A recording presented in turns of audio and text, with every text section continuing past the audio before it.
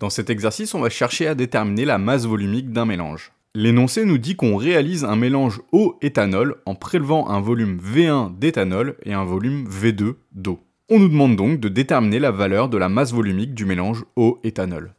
Pour ça, les données nous donnent la masse volumique de l'éthanol et de l'eau. On a également 3 images avec des récipients gradués qui vont nous permettre de déterminer les volumes d'éthanol, d'eau et du mélange.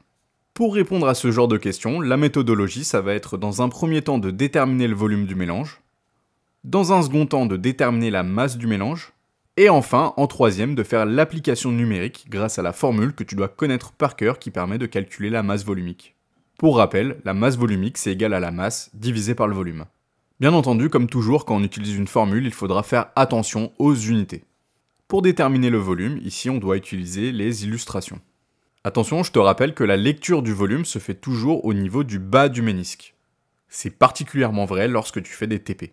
Le volume V1 d'éthanol est ainsi de 60 ml. Alors oui, c'est vrai, ici les graduations, elles précisent pas que 100 ml. Ça, c'est moi qui te le précise maintenant. Si tu avais eu à faire cet exercice en cours, bien sûr qu'on te l'aurait précisé à un moment donné.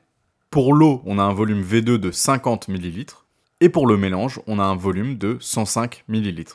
À ce stade, il y a peut-être quelque chose qui te fait bugger. On ajoute 60 ml d'éthanol à 50 ml d'eau et on obtient 105 ml de mélange. Or, 60 plus 50, ça fait 110, pas 105. Est-ce que l'énoncé se serait trompé quelque part ? En fait non, au cours du mélange de deux liquides, il n'y a pas conservation du volume en règle générale. Le volume du mélange peut être égal à l'addition des deux volumes, mais en règle générale, il sera inférieur à l'addition des deux volumes.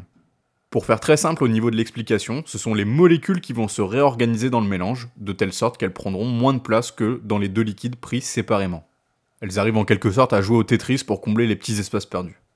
Deuxièmement, on l'a dit, on va chercher à déterminer la masse du mélange. Pour ça, on va utiliser la formule de la masse volumique, mais écrite sous une autre forme qui nous permet de calculer la masse cette fois-ci. On a donc la masse d'eau présente initialement qui est égale à la masse volumique d'eau fois le volume d'eau. Si on fait l'application numérique en pensant bien à convertir le volume en litres, on obtient une masse d'eau de 0,05 kg. Si on fait le même travail pour la masse d'éthanol, on obtient que la masse d'éthanol c'est égal à la masse volumique d'éthanol fois le volume d'éthanol. On a alors une masse d'éthanol de 0,047 kg. Dans notre mélange, on ajoute donc 0,05 kg d'eau à 0,047 kg d'éthanol. La masse de notre mélange sera simplement l'addition de ces deux masses, soit 0,097 kg. Car oui, au cours d'un mélange, il y a bien conservation des masses. Il n'y a pas conservation du volume, mais il y a conservation des masses. Et enfin, et seulement maintenant, on peut passer à l'application numérique. Pour ça, on l'a dit, on va utiliser la formule qui permet d'avoir la masse volumique. La masse, on l'a obtenue et c'est 0,097 kg. Le volume, on l'a, mais en millilitres et c'est 105 millilitres. On pense donc à le convertir en litres, on a donc un volume de 0,105 litres.